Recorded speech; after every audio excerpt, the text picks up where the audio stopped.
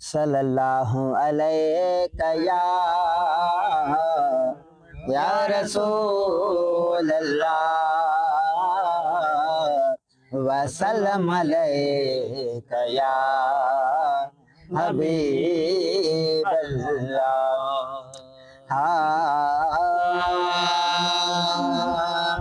फख्र नाज़ो दो बलबल करण कारना है इहो वण गुलाबी कैसा वफादार ना है।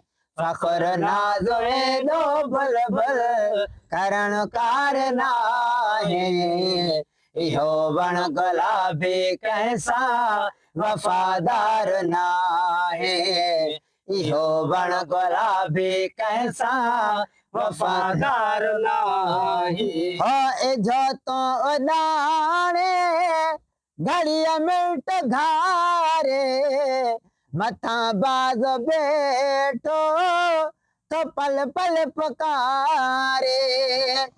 जो तो उदाणे घड़िया मिनट घारे मथा बाज बैठो तो पल पल पुकारे। अलाए वक्त कहड़े दो खबर चार ना है इहो वण गुलाबी कैसा वफादार ना है। इहो वण गुलाबी कैसा वफादार ना है। फख्र नाज़ो दो बलबल फख्र नाज़ो दो बलबल करण कारना है इहो वण गुलाबी कैसा वफादार ना है।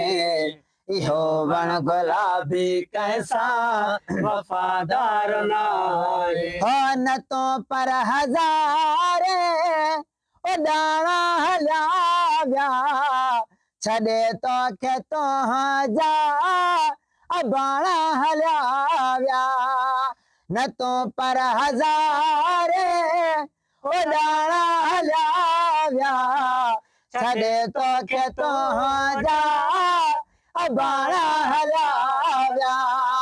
असल बाग बागे चोहे बकादार ना है इहो वण गुलाबी कैसा वफादार ना है।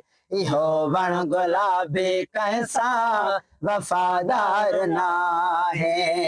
फख्र नाज़ो दो बलबल फख्र नाज़ो दो बलबल करण कारना है इहो वण गुलाबी कैसा वफादार ना है। इहो वण गुलाबी कैसा वफादार ना है। ओ हयात समोरे गुज़ारे गुलन सा निहारा चरा दो कई बुलबुलन सा।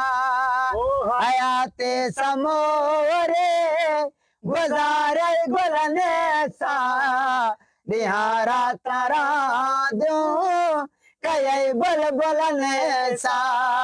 विछोड़े जे याद तोखे विछोड़े जे याद तोखे एक बार ना है इहो वण गुलाबी कैसा वफादार ना है। इहो वण गुलाबी कैसा वफादार ना है। फख्र नाज़ो दो बलबल फख्र नाज़ो दो बलबल करण कारना है इहो वण गुलाबी कैसा वफादार ना है। इहो वण गुलाबी कैसा वफादार ना है। बल रही है ते थे उते तू अकेले अॻियां संज हूंदे न सर ते सहेले।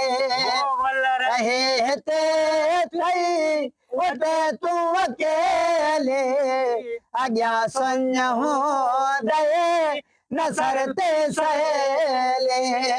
गुलाम नबी को कैसा, गुलाम नबी को कैसा गम ख्वार नाहे, इहो वण गुलाबी कैसा वफादार नाहे, इहो वण गुलाबी कैसा वफादार नाहे।